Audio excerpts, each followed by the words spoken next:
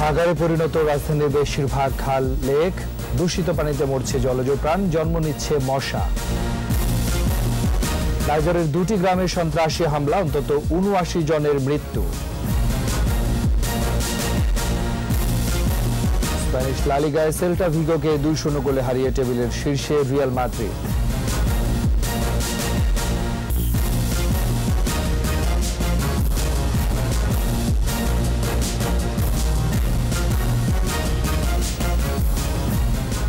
First security ইসলামী bank limited সংবাদ শিরোনাম। সবাইকে আমন্ত্রণ জানাচ্ছি দুপুর ১২টার ২১ সংবাদের সাথে আছি আমি রাজীব জামান।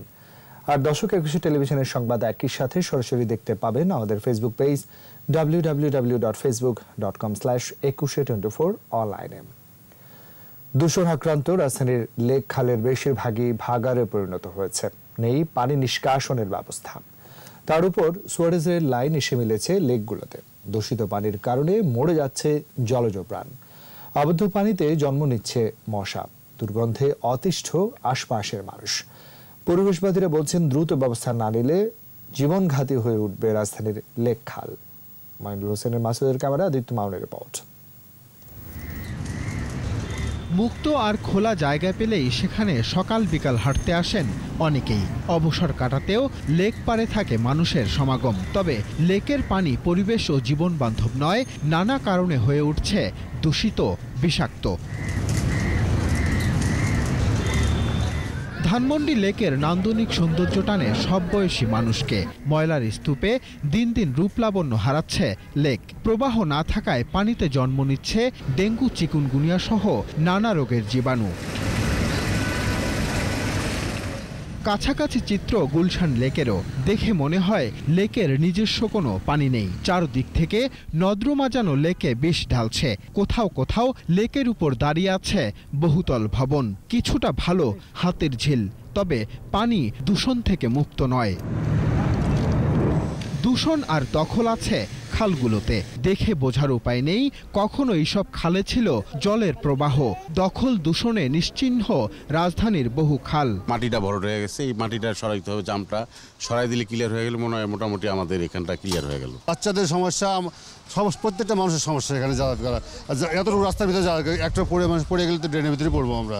খাল ও লেক বাঁচাতে সমন্বিত উদ্যোগের কথা জানান এই পরিবেশবিদ। লেক খালের আদি রূপ পুনরুদ্ধার করে দূষণ রোধ করা গেলে বাঁচবে প্রাণ প্রকৃতি। খালগুলো রক্ষা করার জন্য যে একটি সমন্বিত পরিকল্পনা দরকার, এবং সেই পরিকল্পনার বাস্তবায়ন কতটুকু সাফল্যের সাথে করলেন তার উপর নির্ভর করবে ঢাকার খালগুলো এবং ঢাকার জলাবদ্ধতা এবং ঢাকার পরিবেশ ভবিষ্যতে কি হবে। খাল লেকের এমন পরিস্থিতির কারণে রাজধানীতে জলাবদ্ধতা প্রকট হয়ে দেখা দেয় বলেও মনে করেন তিনি। জলাবদ্ধতার পিছনে কিন্তু এই ঢাকা শহরের খালগুলোর যে পানি নিষ্কাশন ব্যবস্থা। আদিত্য মামুন, ২১ টেলিভিশন, ঢাকা। রংপুর বিভাগ সহ বেশ কয়েকটি জেলায় বইছে মৃদু শৈত্যপ্রবাহ।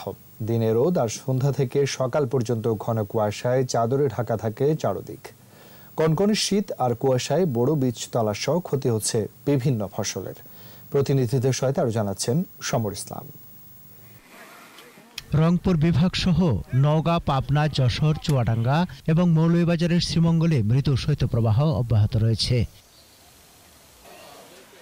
উত্তরের জেলা ঠাকুরগাঁওয়ে প্রায় ১ মাস ধরে দুপুরে রোদ থাকলেও সন্ধ্যা থেকে সকাল পর্যন্ত বৃষ্টির মতো ঝরে ঘন কুয়াশা। এতে বুড়ো বীজতলা কোল্ড ইনজুরিতে আক্রান্ত হয়ে হলুদ হয়ে মরে যাচ্ছে। সেচ ও কীটনাশক প্রয়োগ করেও ফল পাচ্ছেন না বলে জানান চাষিরা। বিচন নষ্ট হয়ে যাচ্ছে, এই জন্য পলিথিন ঢাকা দিয়ে এনে রক্ষা হচ্ছে না। কয়েকদিনের ঘন কুয়াশা আর ঠান্ডার প্রভাব পড়েছে গাইবান্ধার পোল্ট্রি খামারগুলোতে।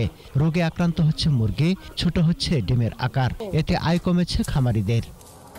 শীতের জন্য মুরগিও খাটতে পারছে না, কিন্তু ডিমও ছোট দেয়। মুরগি খুব একটা বাড়তেছে না, তারপরে খাইতেছে না, আর বাজারের অবস্থা খুব ভালো না।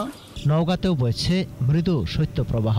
দিনে সূর্যের দেখা মিললেও বিকেল থেকে হিমেল হাওয়ায় বাড়ে শীতের দাপট। ঘন কুয়াশায় ক্ষতি হচ্ছে বুড়ো ধানের বীজতলা। কৃষকরা জানান কোল্ড ইনজুরির কারণে হলুদ হয়ে মরে যাচ্ছে বুড়ো ধানের চারা। কুয়াশা ধরছিল দেখে বেসনটা ফেলার পর বেসনটা ওঠেনি গো। কুয়াশার কারণে বিচুন মরে যাচ্ছে, তার কারণে আমি ৮ বিঘা মাটি আমি লাগাতে পারবো না। চুয়াডাঙ্গায় টানা 2 সপ্তাহ ধরে কুয়াশার সঙ্গে বইছে শৈত্যপ্রবাহ।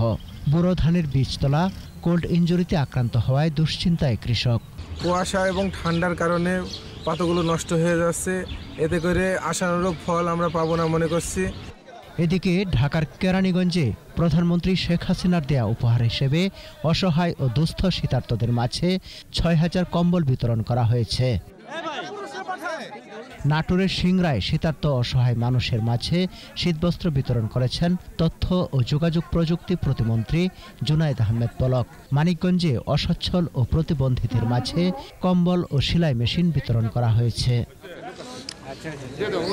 সমর ইসলাম, 21 টেলিভিশন। দেশের উত্তরাঞ্চলের 16টি জেলায় বর্তমানে জ্বালানি সরবরাহের সিস্টেম লস কমাতে ভারত থেকে পাইপ লাইনে ডিজেল আমদানির উদ্যোগ নিয়েছে সরকার। প্রকল্পটি বাস্তবায়নে খরচ হবে 520 কোটি টাকা, আর পাইপলাইন চালু হওয়ার সময় নির্ধারিত আছে 2022 সালের জুন নাগাদ।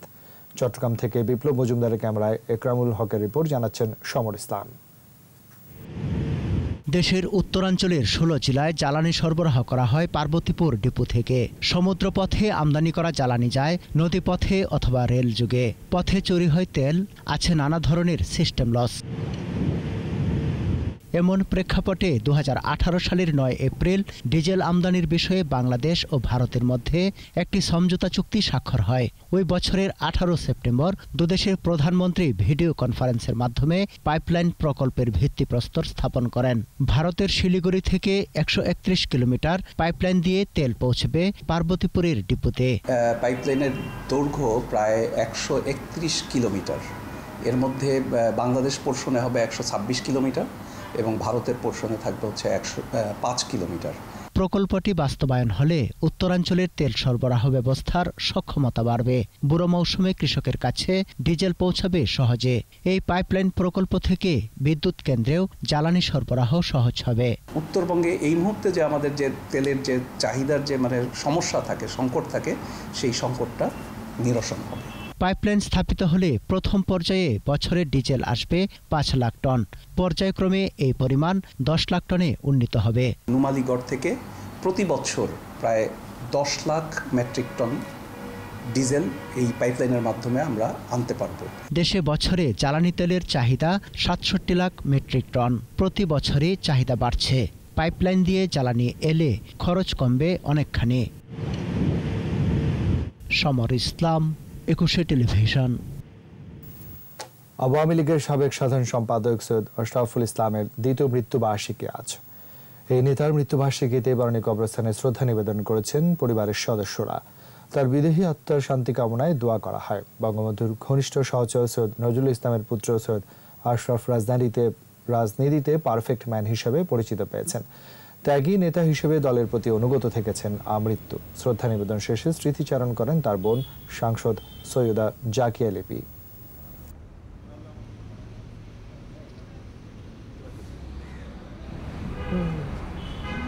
আমার ভাই সৈয়দ আশরাফুল ইসলাম সৎ এবং আদর্শের রাজনীতি করে গেছেন এবং আমার আগামী প্রজন্মের কাছে এটাই আবেদন থাকবে যে আমার ভাই সৈয়দ আশরাফুল ইসলামের জীবন থেকে শিক্ষা নিয়ে যেন সৎ এবং আদর্শের রাজনীতি করে।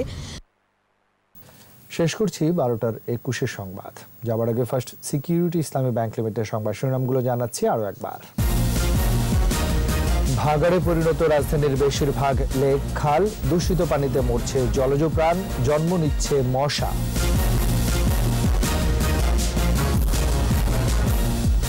সর্বশেষ খবর জানতে ডায়াল করুন 202 নম্বর আর ভিজিট করুন 21tv.com সাইটে। যারা ফেসবুকে ভিজিট করতে পারেন facebook.com/2124 অনলাইনে। এতক্ষণ সাথে থাকার জন্য ধন্যবাদ। পরবর্তী সংবাদ দুপুর 2টায় দেখার আমন্ত্রণ রইল। স্বাস্থ্যবিধি মেনে চলুন, সুস্থ থাকুন আর 21-এর সাথেই থাকুন।